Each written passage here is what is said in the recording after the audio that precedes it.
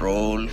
हाँ जी, तो स्टूडेंट्स अस्सलाम वालेकुम। तो स्टूडेंट्स ये रहा हमारा न्यूमेरिकल नंबर 3.8। इसमें वो कहता है अ कॉमन गेट एम्पलीफायर यानी कि सीजी एम्पलीफायर की बात हो रही है for which GM is equal to 5 milli ampere per volt. आपको याद होगा इनपुट रेजिस्टेंस वहाँ पे हमारे पास 1/GM के बराबर थी जब मैंने टी मॉडल का इस्तेमाल किया था।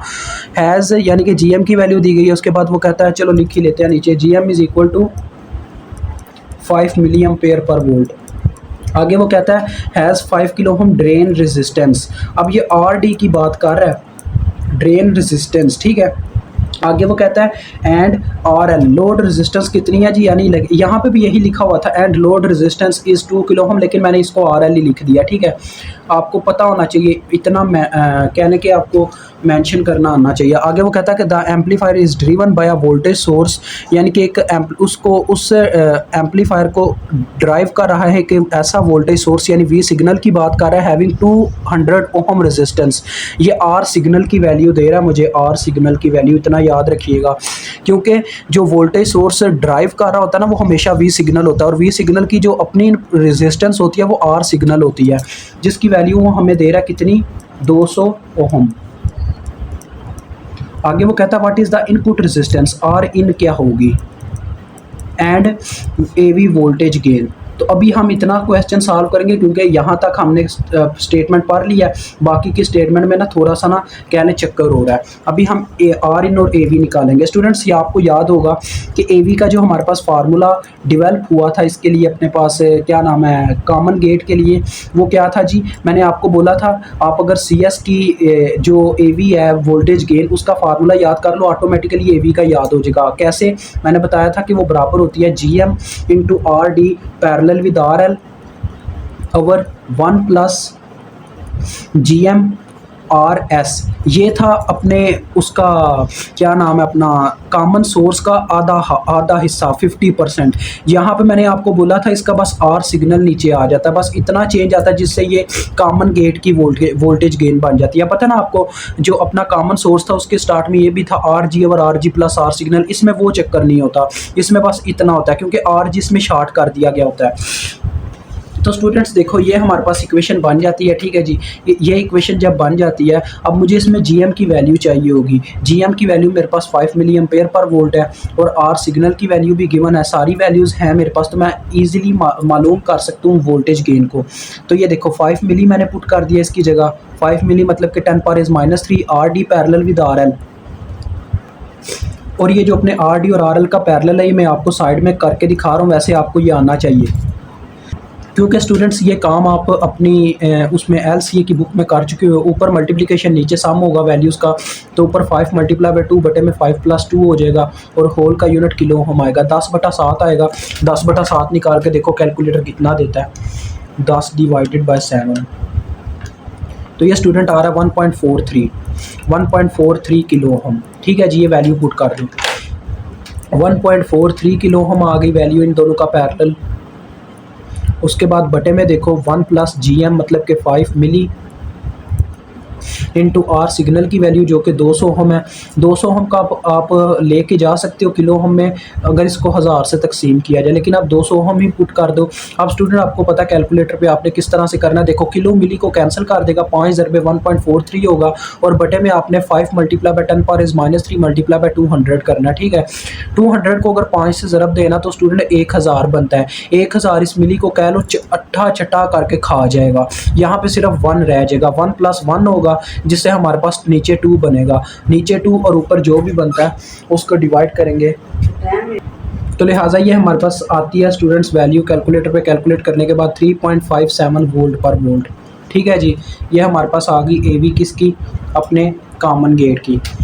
तो दूसरी बात यह है स्टूडेंट्स, मैंने इसका फार्मूला जो आपको बताया था वो माइनस में था और ये भी माइनस में वैसे होना चाहिए, पता नहीं क्यों ये पॉजिटिव में इन स्लाइड्स यहाँ पे पॉजिटिव में दिया गया है, तो शायद मुझसे गलती हो गई और डेरिवेशन में थोड़ी सी इक्वेशन क्रिएट करते वक्त, तो ये आप ठीक कर लीजिएगा, ये प्लस में ही फार्मूला जनरेट होगा, ठीक है।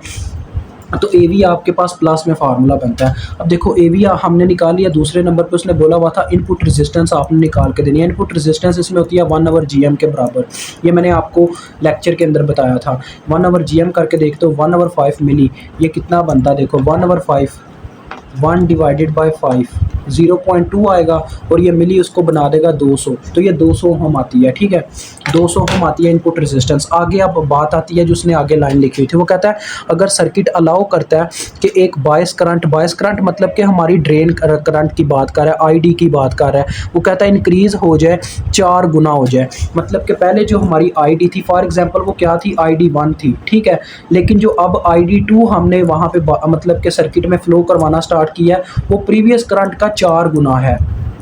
ठीक है, ये वो कहना चाह रहा है। ठीक है स्टूडेंट्स, जो हमारे पास पहले करंट थी वो थी आईडी 1, लेकिन अब जो करंट आ गया वो प्रीवियस करंट का 4 गुना है। तो सर्किट पे क्या असर पड़ेगा, वो ये कहना चाह रहा है कि what will R in and A V, मतलब कि वोल्टेज गेन और इनपुट रेजिस्टेंस में किस हद तक फ़र्क पड़ेगा। तो देखो स्टूडेंट्स, हमने फार्मूला पढ़ा था जीएम का एक, क्योंकि हमारा जो असल चक्कर है ना यहाँ पे ए वी और अपने आर इन में, वहाँ पे जीएम का जिक्र है, तो हमें जीएम के अंदर फ़र्क चेक करना पड़ेगा कितना पड़ेगा आईडी को चेंज करने से। आपको याद होगा इसका फार्मूला था 2kn prime W over L साथ में आईडी।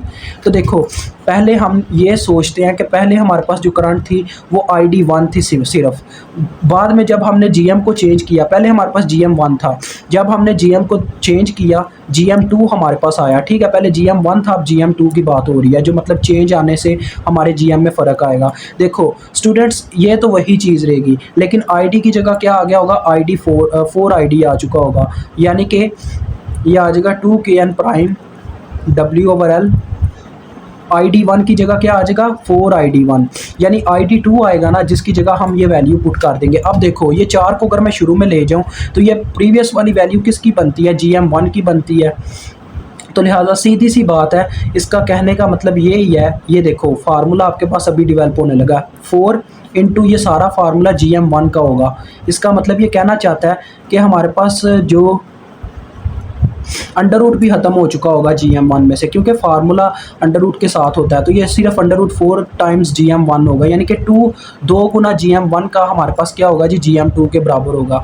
यानी कि स्टूडेंट्स, अगर हमने ड्रेन करंट को 4 गुना बढ़ाया तो हमारी जो GM कंडक्टेंस है वो 2 गुना बढ़ गई है, तो GM2 किसके बराबर होगी, 2 टाइम्स ऑफ GM1। GM1 थी हमारे पास 5 मिली, तो 5 मिली से इसको ज़रब दो तो ये आ जाएगी 10 मिली एम्पेयर। अभी भी नहीं समझ आई तो मैं आपको समझाता हूँ। ये देखो फार्मूला था हमारे पास जीएम का 2kn prime W over L into I D 1। पहले हमारी करंट सिंगल टाइम थी, 1 टाइम थी आईडी 1, लेकिन बाद में उसने बोला कि करंट को अगर 4 गुना कर दिया जाए, तो मैंने क्या किया, दूसरा GM2 लिखा जिसमें मैंने आईडी 2 को पुट किया है, 4 आईडी 1, 4 मैंने पीछे हटा दिया, तो देखो अंडर रूट 4 अलहदा हो गया और under root of this value अलहदा हो गई, जो कि हमारे पास GM1 के इक्वल थी। तो इससे ये चीज़ साबित हुई कि वो दुगना होगा GM1 का, जो हमारी नई आने वाली कंडक्टेंस होगी। अब ये आपके पास वैल्यू आ गया, ऐसे ही AV मालूम कर लो और AR इन मालूम कर लो।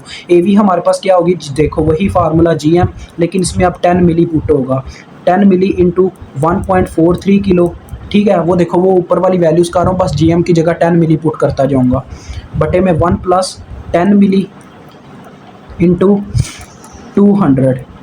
तो इसको सॉल्व करने से जो हमारी AV की वैल्यू आती है स्टूडेंट, वो आती है 4.76 वोल्ट पर वोल्ट। और उसके बाद इनपुट रेजिस्टेंस भी हम निकालेंगे पहले की तरह ही, तो इसका फार्मूला अब होगा 1 ओवर GM ही होगा, लेकिन 1 ओवर GM2 होगी, तो 1 ओवर 10 मिली। तो इसको करके देख लो, ये 0.1 बनेगा जो कि इसको 100 कर देगा, तो ये आ रहा है 100 ओहम।